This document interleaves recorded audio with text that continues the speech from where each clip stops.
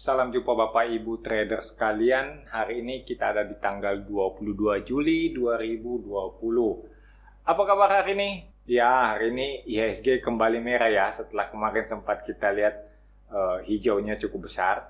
Chartnya ya, bisa dilihat ya. Ini kita punya chart IHSG. Kemarin hijaunya besar itu naik 1,26%. Hari ini ditutup melemah 0,09%. Ya, enggak sampai 0,1%. Ya, tapi merah sih, merah. Ya, artinya kita masih bisa mengatakan ya IHSG ini sebenarnya masih sideways atau gimana ya. Kita lihat sih ada high yang lebih tinggi dan turunnya juga enggak terlalu jauh banget. Jadi ini saya kira masih sangat-sangat normal. Belum ada yang harus kita takutkan. Saya justru lebih melihat kemungkinan IHSG akan melanjutkan penguatan. Kita akan melihat IHSG menembus saya punya area resisten di kotak merah. Selama itu belum terjadi, jadi dia masih berada di sekitar area resisten kotak merah, saya kira analisa saya bahwa IHSG masih bergerak sideways di antara Fibonacci 61,8% dan Fibonacci 38,2%. Angkanya itu ada di angka 5030 dan batas bawahnya ada di 4605. Saya kira saya masih akan tetap mengatakan IHSG belum akan bergerak terlalu jauh. Jadi analisanya belum akan berubah sampai kita melihat satu pertanda yang cukup penting.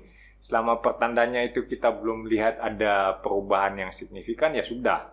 Tetap aja kita punya chart nggak ada perubahan. Analisanya juga tetap seperti itu. Secara umum kita akan melihat sih, ya ini IHSG masih kelihatan naik ya. Ada higher high, ada higher low. Kalaupun hari ini masih ada higher high, ya mungkin aja kan kita nggak tahu. Besok belum tahu nih apakah dia akan lanjut menguat atau mungkin dia akan turun lagi testing support di ya sekitar Fibonacci level 61,8 yang sekarang kemungkinan besar sudah menjadi support, dan kita lihat IHSG masih akan bergerak di sekitar situ aja. Kawan-kawan yang baru ketemu channel Stock Technician, selamat datang, selamat bergabung. Channel Stock Technician adalah channel yang senantiasa melakukan analisa pergerakan harga saham di Bursa Efek Indonesia secara teknikal. Jadi teman-teman jangan ragu-ragu kalau memang berminat menjadi trader atau teman-teman tertarik pada analisa teknikal, langsung saja subscribe. Dan ingat teman-teman selalu boleh meninggalkan kode saham yang ingin kita bahas bersama di kolom komentar. Nah, meskipun saya nggak pernah bisa menjanjikan bahwa semuanya akan kita bahas, tapi kita akan usahakan setiap hari kita lakukan pembahasan. Masa sih nggak ada yang kena juga kan? Kita kan harus memilih dari beberapa request yang masuk. Saya kemudian biasanya satu orang saya hanya ambil satu, meskipun ditulisnya berderet-deret gitu kan, yang memperbesar kemungkinan aja. Misalnya ada 3 orang yang minta satu kode saham yang sama, biasanya sih terpilih. Saya selalu mengingatkan teman-teman untuk periksa saya punya deskripsi video, karena di deskripsi video itu banyak barang-barang yang bagus sih menurut saya. Yang saya paling senang itu karena saya sudah mendapatkan tempat untuk melakukan pembelian buku Candlestick yang ditulis oleh Ibu Lindali. Ada di marketplace, boleh dibeli secara online, sehingga tidak perlu menunggu bukunya tersedia di toko buku konvensional. Ya, sampai saat ini sih bukunya belum ada ya, belum masuk di jaringan toko buku konvensional. Jadi teman-teman yang mungkin cari-cari di toko buku Gramedia, ya jangan dulu deh, belum ada. Kalau memang kebelet pengen baca, belinya online aja. Ya, hitung-hitung kan belanja dari rumah ya, mengurangi kontak fisik dengan, ya siapa tahu aja ada risiko terpapar virus COVID-19. Mari kita lihat saham Doit. Wow, saham Doit ini udah lama gak kita bahas ya, ini udah ketinggalan semuanya nih, area resisten dan area supportnya. Teman-teman lihat dulu ya sebelum saya ubah, sebelum saya lakukan modifikasi. Perhatikan bagaimana saat Doit menembus kita punya area resisten kotak merah, dia langsung melarikan diri dengan kecepatan tinggi. Nah ini teman-teman perhatikan bagaimana seorang trader dengan strategi buy on breakout itu selalu bisa memanfaatkan kesempatan seperti ini. Ya kalau dapat, kalau nggak dapat ya sudah, tunggu kali berikutnya aja. Sekarang kita akan melakukan modifikasi dulu, karena kita punya support dan resisten ini udah ketinggalan cukup jauh. Nah ini supportnya saya akan pindah ke sini. Saya kira ini alasannya cukup jelas ya, nggak perlu dijelaskan lagi bahwa kenapa saya memilih area kotak hijau di sini sebagai support? Karena kita bisa melihat di sini ada terjadi transaksi yang cukup sering, ya, ada beberapa hari candle tertahan di sini, maka kita bisa katakan ya di sini ada support, ada sesuatu yang penting, entah itu support atau resisten ya. Nah, di situ aja kita lihat, itu lebih mudah. Kemudian untuk resisten kita ambil di sini juga nggak apa-apa. Nah, area yang kita curigai sebagai resisten untuk DOIT ada di sekitar angka 282, ya, sekitar bolehlah sampai 300 gitu dianggap. Tapi ini DOIT ini bukan main ya. Saya masih ingat dia berada di sekitar level 700-an waktu itu, masih di sekitar sini. Sekarang tahu-tahu udah tinggal 300. Bayangkan aja kalau sampai terjebak di saham DOIT ini ya. Kebayang nggak? Ini resikonya tinggi banget. Jadi kalau lihat saham sedang downtrend seperti ini ya sudah tinggalkan. Itu sangat berbahaya. Jangan di hold terlalu lama. Jangan terlalu berharap bahwa dia akan naik. Dia akan berbalik arah. Jangan. Itu adalah salah satu strategi paling buruk. Kalau dia lagi turun seperti ini, lagi downtrend, nggak ada alasan apapun, fundamentalnya dia punya penjualan lagi bagus lah, ada apalah, udahlah, itu semuanya bohong-bohongan aja. Kalau dia lagi downtrend, ya sudah, dia akan turun terus. Makanya sangat berbahaya untuk pegang saham yang sedang downtrend. Bagaimana perjalanan DOIT? Kayaknya DOIT udah mulai kehabisan tenaga ya. Ya, ini kita bisa katakan DOIT udah mulai kehabisan tenaga. Dilihat dari sini aja, volume transaksinya udah mulai mengecil, sehingga agak beresiko kalau teman-teman mau entry sekarang. Ya, kemungkinan naik masih ada. Kita kan nggak bisa katakan bahwa ini nggak mungkin naik lagi. Nggak bisa seperti itu.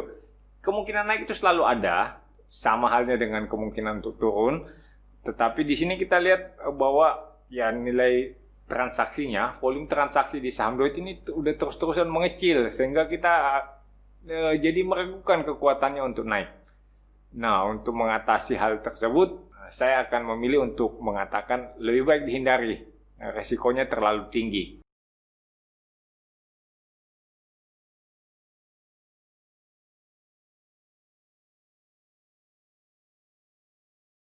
Sekarang saya mau melihat saham TBIJ.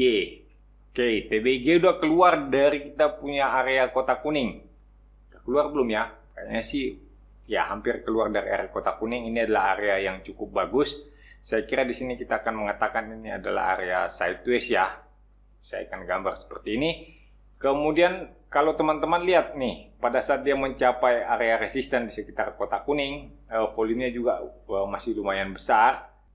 Ini akan bagus kalau kita ikuti. Misalnya aja ya, sekarang kita modif sedikit. Kalau besok TBIG turun, nah apabila sahamnya ternyata bergerak turun, kita bisa taruh support di sini. Sekitar area kotak kuning, harganya di sekitar 1170. Resistennya, nah ini resistennya kita coba di sini dulu. Ini resisten yang paling dekat. Nah, kita lihat apakah sudah tersentuh apa belum. Wow, udah hampir sampai ke area resisten ya. Memang tadi kan di sini area kotak kuning ya, area sideways. Jadi ya maklum lah kalau dia mau masuk. Kemudian berikutnya ada di atas sini. Nah, resisten berikutnya ini ada di sini kan. Seperti ini kira-kira ya, teman-teman bisa lihat.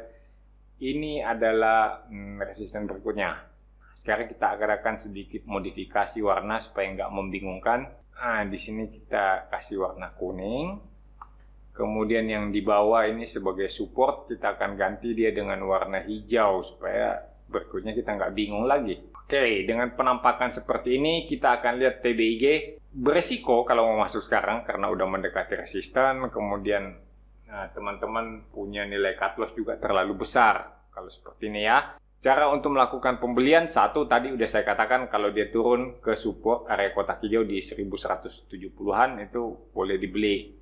Kemudian yang cara kedua adalah membeli saat breakout area kotak kuning di sekitar 1250-an. Kalau naik di atas angka itu, kita boleh ikutan membeli dengan target menuju ke 1360. Hal yang simple kan? Jadi teman-teman nggak usah terlalu bingung lagi. Ini kalau saya nunggu di support nanti nggak kebagian. Ya, kalau nggak kebagian dan memang kebelet pengen beli karena ada kemungkinan cuan yang cukup bagus, ya hajar pada saat dia mulai menembus area resisten. Breakout resisten itu suatu pertanda yang bagus. Bukankah di sini kita udah melihat terjadi higher high dan higher low? Nah, pada saat dia menembus resisten itu artinya tren naiknya masih berkelanjutan. Nggak apa-apa mengambil resiko sedikit. Nah, resikonya terbatas dengan potensial reward yang ya sangat mengagumkan.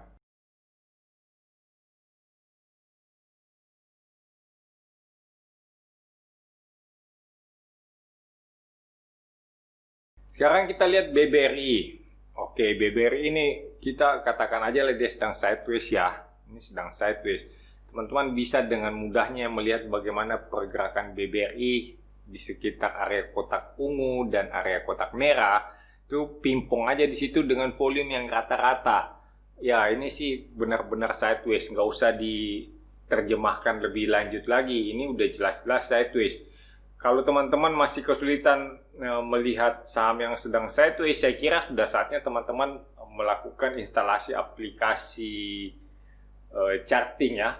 Jadi entah teman-teman mau pakai TradingView seperti yang saya gunakan ini, web based, nggak perlu melakukan instalasi aplikasi apapun, semuanya bisa berjalan. Ini saya pakai Google Chrome dan dia berjalan dengan sangat bagus. Ada delay sih kalau kita nggak langganan data ke BEI, data yang disediakan oleh TradingView itu ada delay sekian menit gitu. Tapi it's okay karena kita analisanya end of day, ya semuanya udah terbentuk, nggak perlu lagi kita analisa secara detail kan live price. Tapi kalau teman-teman yang berlangganan TradingView, nah selain chart daily, teman-teman bisa mendapat yang intraday. Di sini teman-teman bisa lihat saya punya charting itu sampai di satuan detik. Kita lihat ya, coba di satuan detik. Seperti apa penampakan BBRI? Nah, kira-kira seperti ini penampakan BBRI dalam chart detik. Jadi tiap candle itu melambangkan 1 detik. Beda ya, tadi kan 1 candle itu melambangkan 1 hari. Atau mungkin teman-teman mau yang agak lebih santai gitu. Misalnya kita intraday, kita lihat dia di sekitar 30 menit. Ini adalah chart BBRI dalam rentang 1 candle itu mewakili 30 menit. Nah, ini adalah chart intraday. Teman-teman bisa dapatkan juga kalau di TradingView. Nah ya, ini TradingView dan ini kan cuman delay beberapa menit sehingga harganya saya kira masih cukup valid, kecuali teman-teman yang main saham gorengan ya. Ini tentu saja nggak akan terkejar. Tetapi untuk penggunaan chart TradingView saya kira udah cukup oke, udah bagus gitu kan. Udah bisa kita analisa, udah tercatat dengan baik, semuanya udah lebih otomatis. Atau teman-teman juga bisa install Chart Nexus, itu juga gratis. Nah, dengan menggunakan charting software, teman-teman bisa melihat pergerakan harga saham. Harga saham apapun itu bisa dilihat. Jadi nggak trading tanpa arah ya. Istilahnya itu kita trading tanpa data. Kalau teman-teman nggak pakai software, nggak pakai chart, tradingnya itu gimana ya? Nggak ada data gitu. Sama kayak teman-teman diundang meeting, terus teman-teman cuman tangan kosong, nggak bawa data apapun. Di dalam meeting itu dibantai kan, dituduh segala macam, bla bla bla bla. Teman-teman nggak punya alasan untuk membalas. Kenapa? Karena nggak punya data. Mau debat dengan opini kan nggak masuk akal. Yang harus dibawa kan adalah data. Begitu juga pada saat kita trading. Teman-teman dengan melihat data seperti ini, ya kita udah bilang ini udah sideways lah, udah lupakan aja lah ini sedang sideways. Dengan melihat penampilan data perdagangan di BBRI seperti ini, udah kita nggak usah macam-macam kan. Kita udah bilang aja ini sideways, ya perlakukanlah dia sebagai saham sideways. Beli dekat support, jual dekat resisten, seperti itu aja.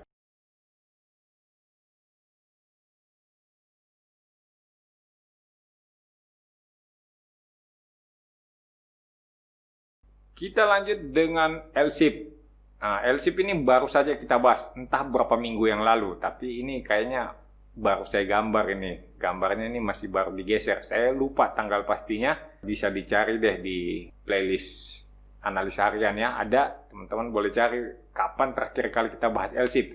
Di sini kita lihat LSIP udah makin mendekati kita punya target resisten di kotak merah di angka 1052. kalau sudah seperti ini kan baru mulai bertanya-tanya kok bisa ya seperti itu. Bagaimana taunya itu udah lama banget dianalisa, baru kejadian sekarang gitu. Jadi jauh-jauh hari kita udah lihat kemungkinannya seperti itu. Nah, di sini teman-teman bisa melihat bagaimana saya menggunakan Fibonacci. Di sini kita menggunakan Fibonacci, kita melihat dia ada di level 38,2, kemudian ada di level 50%, kita taruh sedikit. Nah, targetnya itu ada di atas sini, di level 61,8. Tapi tunggu dulu, kenapa saya taruhnya di candle warna merah? Teman-teman bisa melihat alasannya kenapa kita taruh di candle warna merah. Karena waktu itu saya menggunakan Fibonacci yang ini. Fibonacci waktu itu sampai di sini aja. Belum naik sampai di atas. Kalau tadi kan saya taruhnya di atas ini ya. Nah, sekarang waktu saya melakukan analisa itu Fibonacci-nya cuma sampai sini, belum saya geser ke atas karena waktu itu kan masih terlalu dekat. Jadi saya pikir udahlah, kita analisnya di bawah sini aja. Kemudian teman-teman bisa melihat bagaimana penampakan level support dan resisten pada saat saya menggunakan Fibonacci ini, sehingga teman-teman bisa mendapatkan view lebih bagus. Oh, semuanya itu ada di sekitar level Fibonacci, sehingga dari jauh-jauh hari kita udah bisa melihat, oh, dia kalau menembus area kotak kuning, targetnya ada di area kotak merah. Seperti itu kan. Tapi jangan langsung dulu ke kotak merah. Akan ada sedikit perlawanan di sekitar area kotak ungu. Begitu kan? Kalau bahasanya saya melakukan analisa di YouTube. Nah, kira-kira seperti itu. Kalau teman-teman nanti ingin mempelajari Fibonacci lebih lanjut, nah, tunggu aja pengumumannya di channel Stock Technician. Kita rencananya akan mengadakan kelas online untuk Fibonacci dan ya mengenai teknikal lah, ada mengenai candlestick, ada juga mengenai chart pattern gitu ya. Saya udah lupa, kemarin ada pembahasannya, cuman saya lupa hasilnya seperti apa. Nanti saya cek lagi, nanti di sekitar akhir Agustus atau di awal September deh kita akan buka kelasnya. Untuk sampai hari ini, kita akan katakan LSIP masih cukup oke. Kemungkinan ini adalah bentuk perlawanan seperti yang kita janjikan di sekitar area kotak ungu. Tetapi target untuk mencapai ke area kotak merah, ke angka 1060-an itu udah cukup terlihat, udah cukup jelas. Tinggal nanti kita menyesuaikan apakah mungkin LSIP naik lebih tinggi lagi sampai ke area 1150, itu masih kita perlu tunggu beberapa candle lagi. Kalau seumpama LSIP-nya masih mengalami koreksi di bawah kotak ungu, tetapi tidak lebih rendah dari kotak kuning, kemungkinan kita akan bisa melihat LSIP mencapai ke angka 1150-an.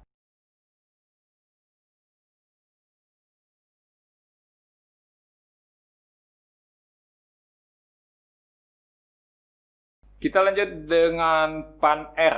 Wah, ini PAN-R ini jelek ya, ini nggak bagus, ini sama nggak bagus. Ini sama nggak bagus, kita katakan dia sedang sideways di antara kotak merah dan kotak hijau. Walaupun kita melihat lebih besar peluangnya untuk turun kali ya. Kayaknya masih terlalu besar peluang untuk turun. Belum terlalu bagus lah menurut saya nih. Meskipun kita sempat lihat di sini ada terjadi rally, tapi dengan melihat pola sideways seperti ini, di bawahnya rata, kemudian di atasnya makin lama makin rendah, ya ini mulai mengerikan. Yang masih pegang sebaiknya segera melarikan diri deh. Kemasi barang-barang Anda, tinggalkan segera sebelum Anda terjebak lebih dalam lagi.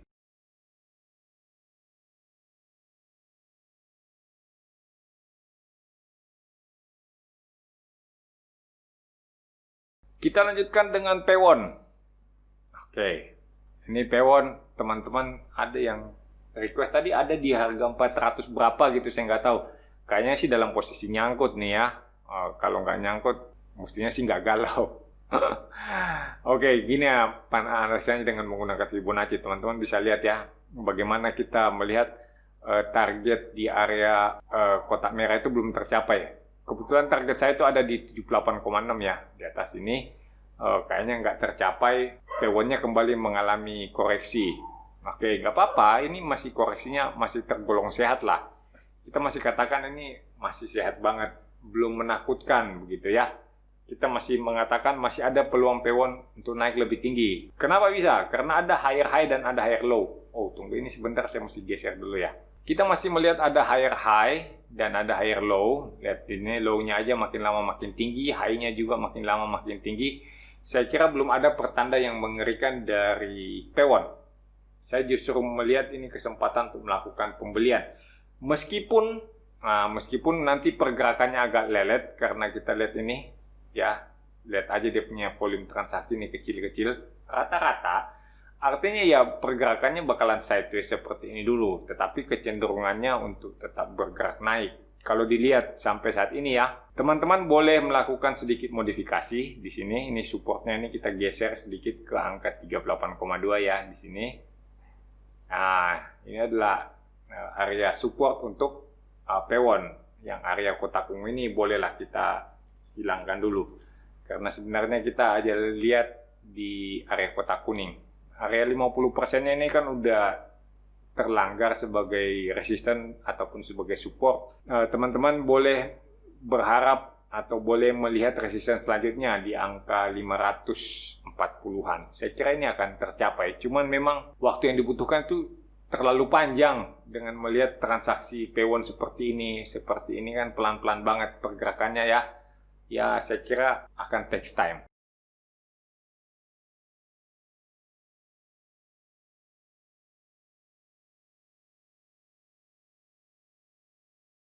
Kita lanjut dengan hoki.